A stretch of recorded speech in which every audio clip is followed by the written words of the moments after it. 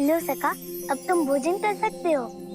नहीं कान्हा, मैं ये भोजन नहीं खा सकता। सखा, यदि ये भोजन तुम्हें प्रिय नहीं है तो मैं तुम्हारे लिए सादे पकवान ही मंगवा सकता हूँ। नहीं कान्हा, जो तुम्हें प्रिय है वो मुझे भी प्रिय है, किंतु मैंने ब्राह्मण धर्म की प्रतिज्ञा ली है, इसलिए मैं वही भोजन कर सकता हूँ जो मुझे भिक्षा में मिला हो। सखा, यदि यही बात है तो तुम यही समझ लो कि मैं तुम्हें ये भोजन भिक्षा के रूप में ही दे रहा हूँ। नहीं कान्हा, मित्र और परिजनों से ली हुई भिक्षा भिक्षा नहीं होती। ये मेरे ब्राह्मण धर्म के साथ छल होगा, इसलिए मैं इसे नहीं खा सकता। किंतु सखा, मुझे भूख लगी है, अपने लिए तो नहीं परंतु मेरे लिए तो ये भोजन ग्रहण कर लो। सखा, तुम चिंता मत करो, वृंदावन में बहुत अच्छे लोग रहते हैं। मैं बस अभी गया और तुम्हारे लिए भिक्षा लेकर आया।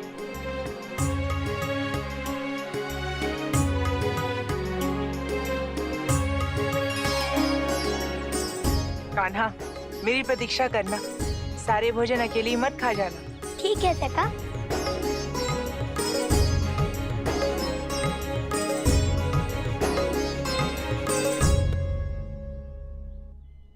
सखा, ये कैसी विडंबना है, मेरे ही नगर में तुम्हें भिक्षा मांगकर भोजन करना पड़ रहा है। चाहे कुछ भी हो जाए, मैं तुम्हें ये भिक्षा का भोजन ग्रहण नहीं करने दूंगा।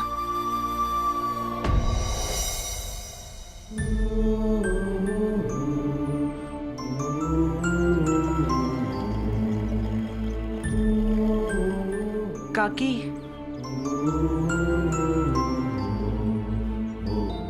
ये तो कान्हा के सखा सुदामा है ना, भिक्षा की पोटली लेके कहाँ जा रहे हैं?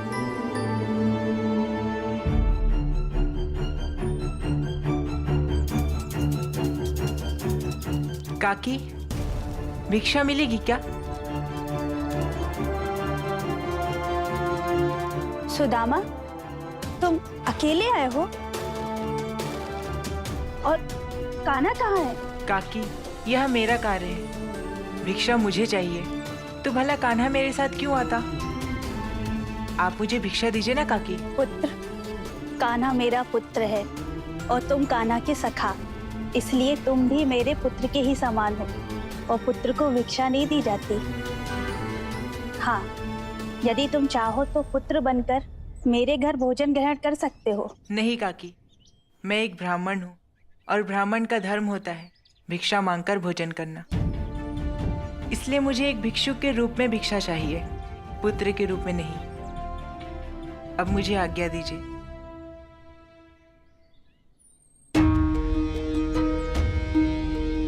हे प्रभु, ये कैसी विडंबना है, मेरे कान्हा का सखा मेरे द्वार आया और मैं उसे कुछ भी ना दे सकी। अच्छा किया काकी। काकी, मैं अपने सखा को अपने हाथों से भोजन करवाने वाला था, और यदि आप उसको भिक्षा देती थी, मैं अपने सखा को अपने हाथों से भोजन कैसे कराता? इसलिए चिंता मत करो, ये तो प्रसन्नता की बात है। ठीक है काकी।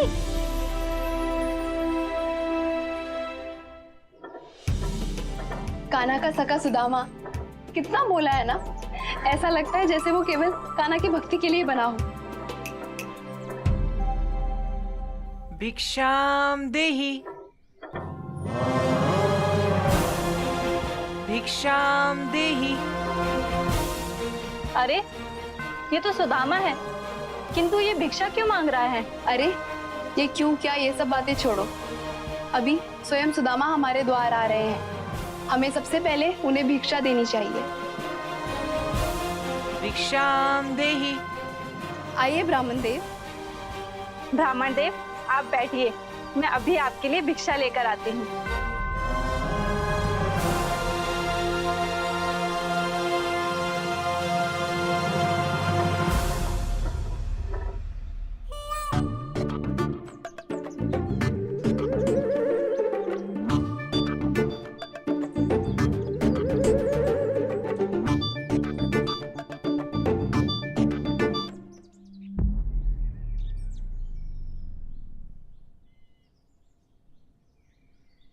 क्षमा कीजिए ब्राह्मण देव,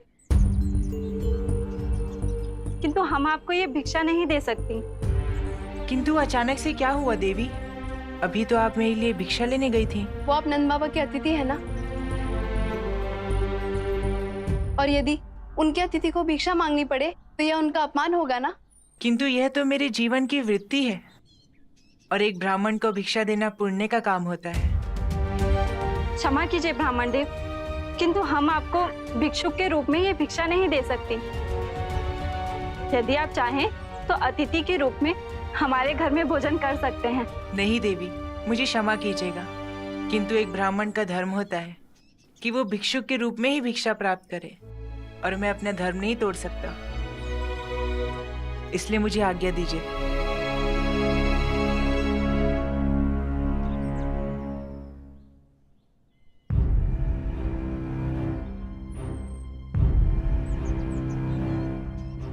कान्हा, तुमने हमसे ये कराकर अच्छा नहीं किया।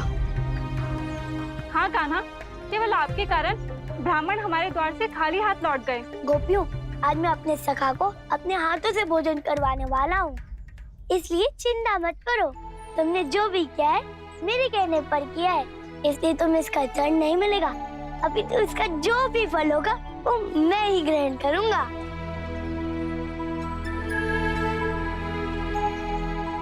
उस दिन पूरा दिन सुदामा वृंदावन की गलियों में भिक्षा मांगते रहे, परंतु श्री कृष्ण की इच्छा के बिना कौन सा कार्य सफल होता है। इसलिए सुदामा को उस दिन वृंदावन के किसी भी घर से कोई भिक्षा नहीं मिली। नारायण नारायण। किंतु महादेव, बाल विनोद में भी मेरे प्रभु से इतनी बड़ी भूल कैसे हो सकती है? देव ऋषि, ये भूल नहीं अपितु एक नए नियम की स्थापना थी। नई स्थापना? नारायण नारायण, मैं कुछ समझा नहीं प्रभु। देव ऋषि, इस घटना से श्री कृष्ण संसार में अतिथि का महत्व की स्थापना करना चाहते थे कि यदि कोई अतिथि किसी के घर पर आता है तो उसका भोजन और उसकी सेवा का दायित्व पूरे परिवार का ही होता है, ताकि अतिथि को भिक्षा मांगने की आवश्यकता ही ना पड़े।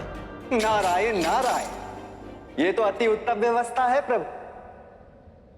इससे अतिथि की सेवा और सम्मान दोनों बढ़ता है। हाँ देव ऋषि, परंतु इस घटना के कारण श्री कृष्ण को भिक्षुक रूप को धारण करना पड़ा। अरे कान्हा, तुम यहाँ? और कहूँगा सखा, सुबह से तुम्हारी प्रतीक्षा कर रहा हूँ भोजन के लिए। अब शीघ्र ही अपना भोजन निकालो ताकि हम एक साथ भोजन कर सके। मुझे क्षमा करना कान्हा, किंतु आज मुझे वृंदावन में थोड़ी भी भिक्षा नहीं मिली, इसलिए आज मैं तुम्हारे साथ भोजन नहीं कर सकता। सखा, तुमने अपनी भिक्षा मांगने का कर्म तो किया, परंतु तुम्हें भिक्षा नहीं मिली तो इसमें तुम्हारा क्या दोष?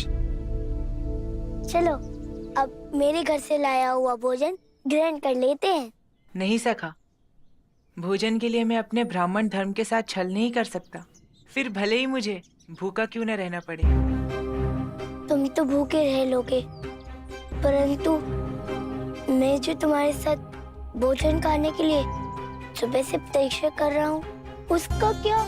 सखा, आज तो संभव नहीं है, किंतु कल मैं दूसरे गांव जाकर भिक्षा मांगूंगा। मुझे पूर्ण विश्वास है कि मुझे भिक्षा अवश्य मिलेगी, फिर हम दोनों साथ बैठकर भोजन करेंगे। सखा, यदि तुम्हें भिक्षा का ही भोजन खाना है तो मैं जाता हूँ और लेकर आता हूँ भिक्षा। नहीं सखा, भला मेरे लिए तुम भिक्षा कैसे मांग सकते हो? सखा, भूल गए?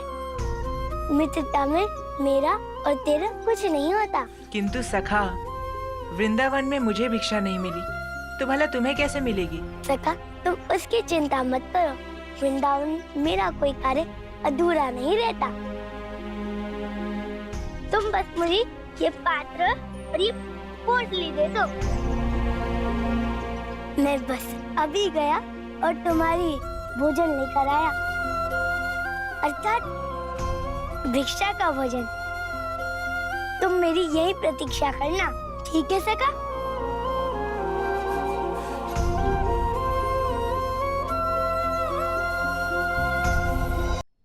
कहाँ हो तुम सखा?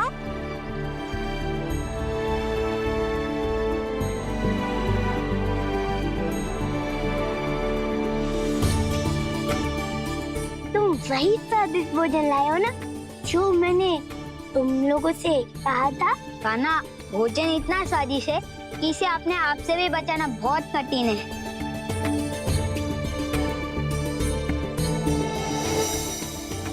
ये तो बहुत ही स्वादिष्ट भोजन है। शीघ्र ही ये सारा भोजन मेरी पोटली में डाल दो।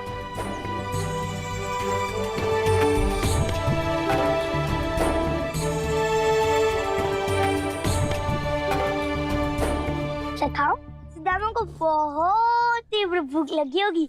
मैं तो चला।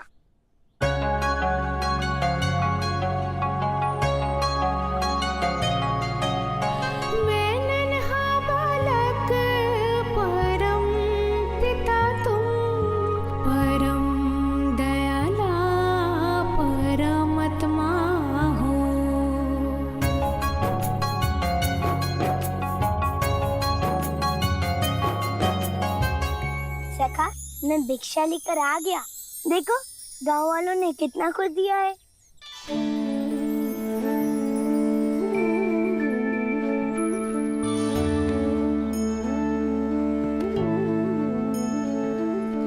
सखा देखो, ये कितना सारा भोजन है। सखा, तुम्हारे रहते इस संसार में कोई भूखा नहीं रह सकता। जल्दी से भोग लगाओ ताकि हम एक साथ भोजन कर सके।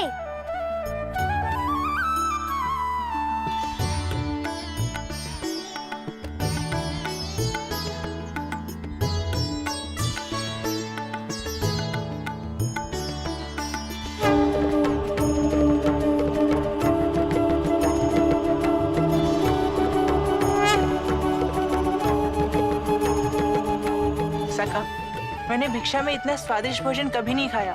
मैया कहती है कि भोजन स्वादिष्ट नहीं होता, अभी तो भूख स्वादिष्ट होती है।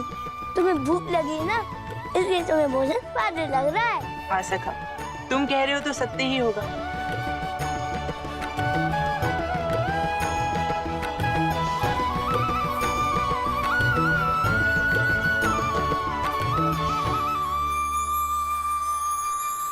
सचमुच सखा, आनंद आ गया इतना स्वादिष्ट भोजन करके। सुदामा, बड़ा अच्छा लगा ये सुनकर कि तुम्हें हमारा भोजन बहुत स्वादिष्ट लगा। तुम्हारा भोजन? हाँ सखा सुदामा, कृष्णा के कहने पर हमने ये भोजन अपने घरों से मंगवाया।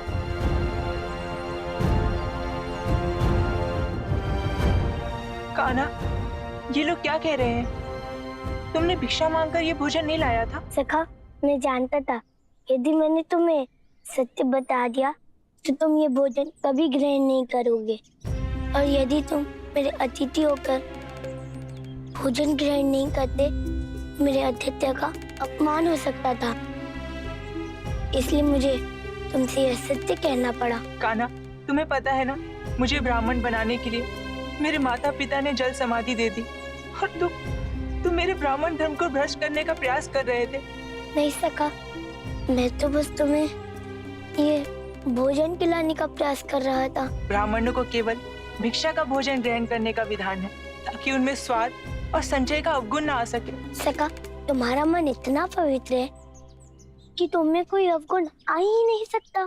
तुम समझ नहीं रहे हो कान्हा, एक ब्राह्मण अपने आचार विचार और संस्कार से ब्राह्मण होता है। यदि मैंने अपने संस्कार छोड़ दिए तो मेरा ब्राह्मण धर्म समाप्त हो जाएगा और मेरे जीवन का कोई अर्थ नहीं रहेगा। कान्हा, मुझे क्षमा कर दो सका, मैं तुम्हारे जीवन में भिक्षा का महत्व समझ ही नहीं पाया था, इसलिए मुझसे इतनी बड़ी भूल हो गई। नहीं कान्हा, इसमें तुम्हारा कोई दोष नहीं है। तुमने कभी भिक्षा मांगी ही नहीं, तो भला तुम्हें उसका महत्व कैसे पता चलता? सखा, तुम सत्य कह रहे हो, परंतु यह भूल दोबारा ना हो, इसलिए मैं तुम्हें वचन देता हूँ कि मैं अपने जीवन में एक बार भिक्षाटन अवश्य करूँगा। किंतु तुम भी मुझे वचन दो सका कि जब भी मैं भिक्षाटन के लिए निकलूंगा तुम मुझे रोकोगे नहीं। किंतु कान्हा, तुम्हें स्वयं को इतना बड़ा दंड देने की कोई आवश्यकता नहीं है, क्योंकि तुमने जो भी किया है वो अपना अतिथि धर्म निभाने के लिए किया है। सका, मेरे भूल के कारण तुम्हारे माता पिता के स्वप्न नष्ट हो सकते थे, तुम्हारा उद्देश्य खंडित हो सकता था, इसलिए तुम्हें तुम्हारे ब्राह्मण तत्व की सौगंध, तुम मुझे वचन दो कि जब भी मैं भिक्षाटन के लिए निकलूंगा तुम मुझे रोकोगे नहीं। सखा, भिक्षाटन से किसी का अहित नहीं होता है, अपितु सबका कल्याण होता है। किंतु तुम कह रहे हो तो ठीक है, मैं तुम्हें वचन देता हूँ कि जब भी तुम भिक्षा के लिए निकलोगे मैं तुम्हें नहीं रोकूंगा। देव ऋषि, श्री कृष्ण ने स्वयं अपने सखा को वचन दिया था और आज इस वचन को निभाने के लिए श्री कृष्ण ने भिक्षुक रूप को धारण कर लिया। नारायण नारायण, धन्य है मेरे प्रभु जो अपने वचन को निभाने के लिए आज वे स्वयं अपने सखा को भिक्षाटन का भोजन खिलाने के लिए भिक्षुक हो गए। हे महादेव, श्री कृष्ण के किसी भी कार्य के पीछे कोई एक कारण नहीं होता। मुझे पूर्ण रूप से विश्वास है कि जो वचन उन्होंने सुदामा को दिया है उस लीला के पीछे अवश्य उनका कोई कारण होगा, क्योंकि हरि अनंता, हरि कथा अनंता। नारायण नारायण। श्री कृष्ण गोविंद हरे मुरारी, हे नाथ नारायण वासुदेवा। श्री कृष्ण गोविंद हरे मुरारी, हे नाथ नारायण वासुदेवा।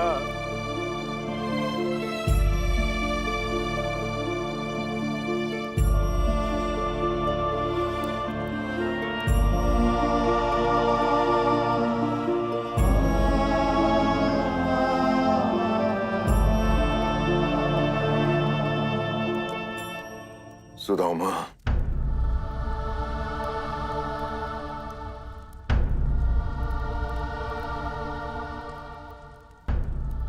गुरुदेव, आप बहुत बड़ा अनर्थ हो गया है सुदामा। गुरुदेव, इससे बड़ा अनर्थ और क्या हो सकता है? श्री कृष्ण ने भिक्षुक रूप धारण कर लिया है और अब वे भिक्षाटन के लिए द्वारका छोड़कर जा रहे हैं।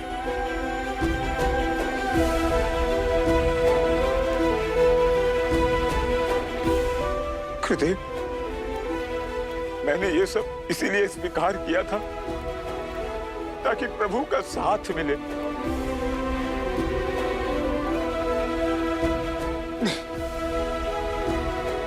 कृष्ण मेरे साथ ऐसा नहीं कर सकते। आप मेरा साथ छोड़कर नहीं जा सकते सखा।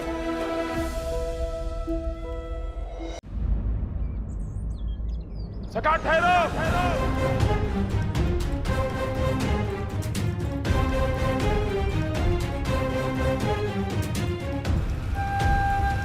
ये तुमने क्या रूप धारण कर लिया है सखा? और तुम कहां जा रहे हो? जो तुमने कहा वो मैंने किया। अब और किस अपराध का दंड दे रहे हो सखा? तुम बोलते क्यों नहीं? सखा, शांत हो जा। यही मेरी नियति का सत्य है और तुम्हें इसे स्वीकार करना होगा। नियति? सखा, सृष्टि के नियंता तो तुम हो। सबकी नियति, सबका भाग्य तुम्हारे अधीन है, तो तुम नियति के अधीन कैसे हो सकते हो? सखा, सृष्टि का कोई भी भाग नियति से अलग नहीं है, ना मैं ना तुम। और अब तुम द्वारकाधीश हो, मेरी नहीं, द्वारकावासियों की चिंता करो। सखा, तुम भूल गए, तुम ही ने कहा था मित्रों में अपना पराया कुछ नहीं होता।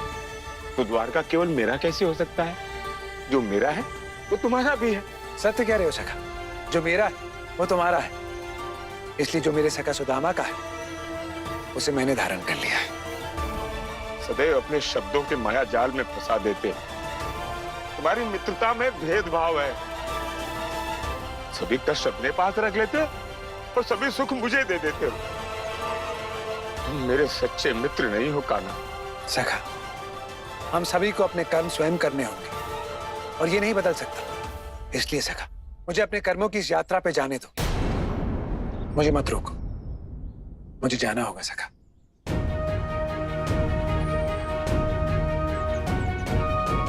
नहीं सखा,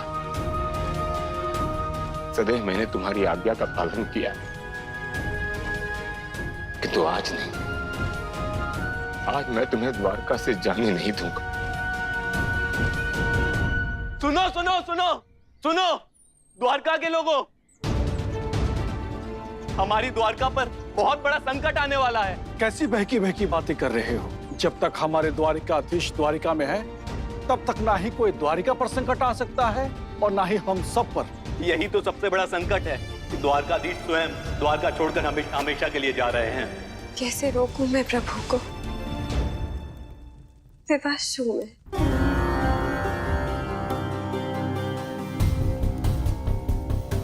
स्वामी, मैं खुद माया हूं, किंतु आज आपने मुझे अपनी ही माया में उलझा दिया।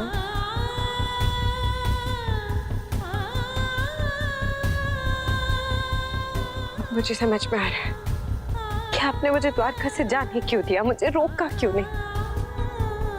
इसलिए क्योंकि मेरे रहते आप भिक्षुक रूप धारण कर ही नहीं सकते थे। आप इस वेश में द्वारका छोड़ के जा ही नहीं सकते थे। किंतु अब मैं स्वयं भी नहीं समझ पा रही हूँ कि मैं क्या करूं, कैसे रोकूं मैं आपको। अब तो मैं स्वयं द्वारका जा भी नहीं सकती। त्याग जो दिया है मुझे आपने, ये आपने उचित नहीं किया प्रभु। मुझे अपने ही माया के जाल में उलझा दिया।